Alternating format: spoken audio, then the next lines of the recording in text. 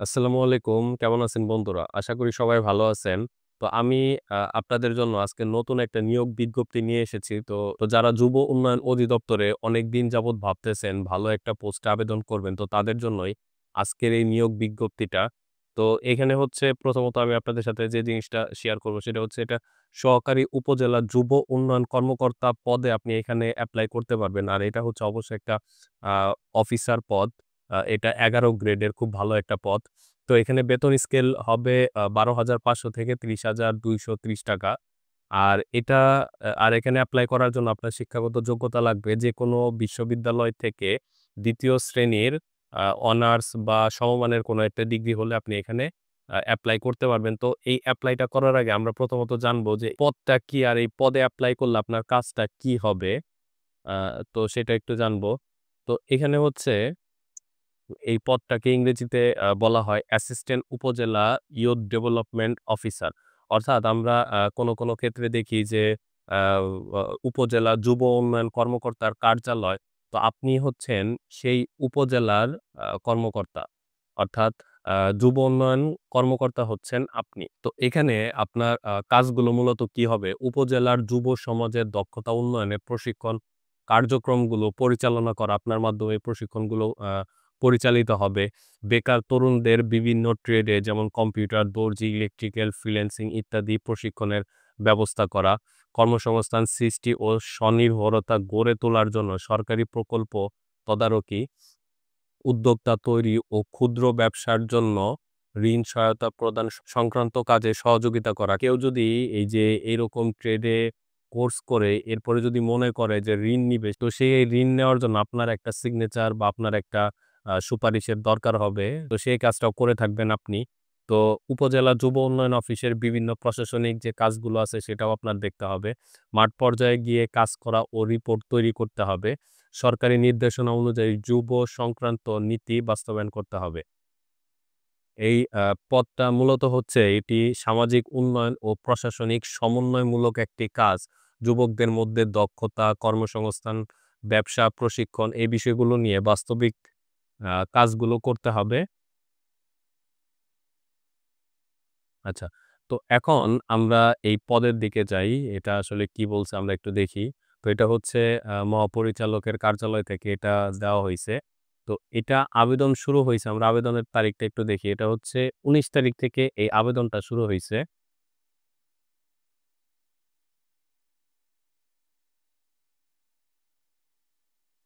আচ্ছা, তো এই যে এখানে যে আবেদনটা আছে এটা ১৯ তারিখ থেকে শুরু হইছে। ১৯/১১ আজকে হচ্ছে ২৭ তারিখ। ১৯ তারিখে শুরু হইছে এবং এটা ১৮ ডিসেম্বর পর্যন্ত এটা থাকবে। আচ্ছা। তো এখন আমরা মূল বিষয়ে চলে আসি। তো সহকারী উপজেলা যুব উন্নয়ন কর্মকর্তা এটা পূর্বপদ ছিল ক্রেডিট সুপারভাইজার। তো এখানে ৯০ জন এই পদের জন্য আ সিলেক্টেড হবেন বিভিন্ন পরীক্ষার মাধ্যমে। আর এখানে হচ্ছে আবেদন ফর্ম পূরণ ও পরীক্ষায় অংশগ্রহণের ক্ষেত্রে নিম্নবর্ণিত শর্তাবলীগুলো অবশ্যই পূরণ করতে হবে। যেটা হচ্ছে এইখানে এপ্লাই করার জন্য মেইন বিষয় সেটা আমি এখন আপনাদের সাথে শেয়ার করব। আর যারা এই বিষয়গুলো বুঝেন না আমি আজকে আপনাদের সাথে এমনভাবে শেয়ার করব এটা দেখার পর আপনি ইজিলি ঘরে বসে আপনি এটা এপ্লাই করতে পারবেন। তো এখানে হচ্ছে ১৮/২২/২০২৫ অর্থাৎ যে দিনে এটা আ তারিখটা শেষ হবে এপ্লাই এর তারিখটা যেদিন শেষ হবে সেই দিন পর্যন্ত প্রার্থীর বয়স সর্বনিম্ন ১৮ বছর আর সর্বোচ্চ হচ্ছে ৩২ বছর হইতে হবে। এর কম বা বেশি হলে আপনি এটার জন্য এপ্লাই করতে পারবেন না। আর বয়স প্রমাণের ক্ষেত্রে কোনো এফিডেভিট বা কোনো নির্ভরযোগ্য বা কোনো এভিডেন্স এর দরকার নেই। তো এরপরে হচ্ছে সরকারি, আধা সরকারি ও স্বায়ত্তশাসিত প্রতিষ্ঠানে কর্মরত প্রার্থীকে মৌখিক পরীক্ষার সময় অবশ্যই যথাযথ কর্তৃপক্ষের অনাপত্তি পত্র দাখিল করতে হবে। চাকরিরত প্রার্থীদের বয়স শিথিলযোগ্য নয়। তো এখানে যেটা বলা হইছে, যারা বর্তমানে চাকরি করতেছেন সরকারি, আধা সরকারি বা স্বায়ত্তশাসিত কোনো প্রতিষ্ঠানে যদি আপনারা চাকরি করে থাকেন, তো মৌখিক পরীক্ষার সময় অবশ্যই আপনাদের অনাপত্তি পত্রটা অবশ্যই দাখিল করতে হবে। আপনি এখানে যে এপ্লাই করতেছেন, এই বিষয়ে আপনি যেইখানে কর্মরত আছেন তাদের কোনো সমস্যা নেই। এরকম একটা অনাপত্তিপত্র আপনার এখানে দাখিল করতে হবে, দেখাইতে হবে। আর চাকরিরত প্রার্থীদের বয়স শিথিলযোগ্য না। আপনি যদি চাকরি করে থাকেন, তাহলে আপনার বয়স যদি কোনোভাবে বেশি হয়ে থাকে তাহলে এটা acceptable না বা এটা আসলে শিথিলযোগ্য হবে না। এরপরে হচ্ছে নিয়োগের জন্য প্রার্থী নির্বাচনের ক্ষেত্রে সংশ্লিষ্ট নিয়োগ বিধি অনুযায়ী লিখিত ও মৌখিক পরীক্ষা অনুষ্ঠিত হবে। লিখিত পরীক্ষায়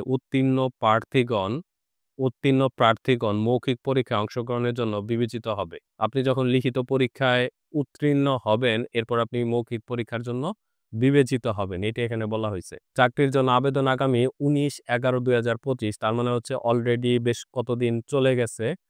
তারিখে সকাল 10টা হতে 18/12/2025 খ্রিস্টাব্দ তারিখ বিকেল 5টা পর্যন্ত অনলাইনে দাখিল করা যাবে।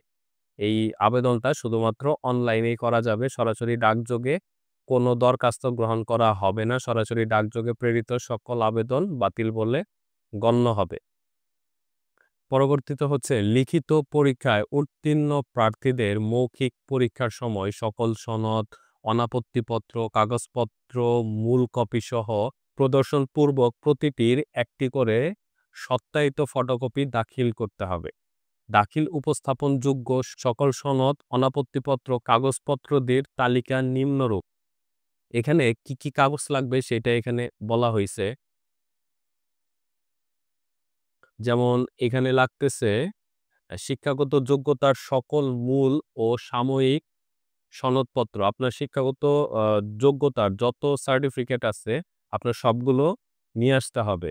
সরকারি, আধা-সরকারি ও স্বায়ত্তশাসিত প্রতিষ্ঠানে কর্মরত প্রার্থীদের মৌখিক পরীক্ষার সময় যথাযথ কর্তৃপক্ষের অনাপত্তিপত্র নিয়ে আসতে হবে। যেটা আমি একটু আগেই বলেছি।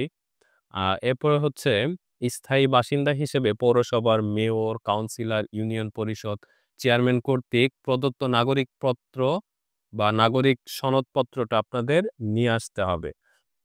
জাতীয় পরিচয়পত্র এবং জন্ম নিবন্ধন সনদ এগুলো আপনাদের থাকতে হবে।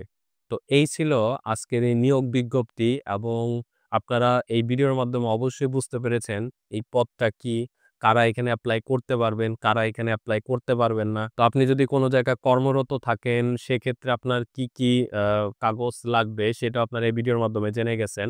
তো আমি এর মধ্যে আপনাদের আরো একটা জিনিস দেখাই। সেটা হচ্ছে এই যে একটা আপনারা ছবি দেখতে পাচ্ছেন, উপজেলা যুব উন্নয়ন কর্মকর্তার কার্যালয়, যুব উন্নয়ন অধিদপ্তর। তা আপনাদের অফিসটাই হবে এইটা। তো এই ছিল আজকের ভিডিও। তো ভিডিওটি যদি ভালো লাগে তাহলে অবশ্যই লাইক দিবেন। আর চ্যানেলে যারা নতুন তারা অবশ্যই সাবস্ক্রাইব করবেন।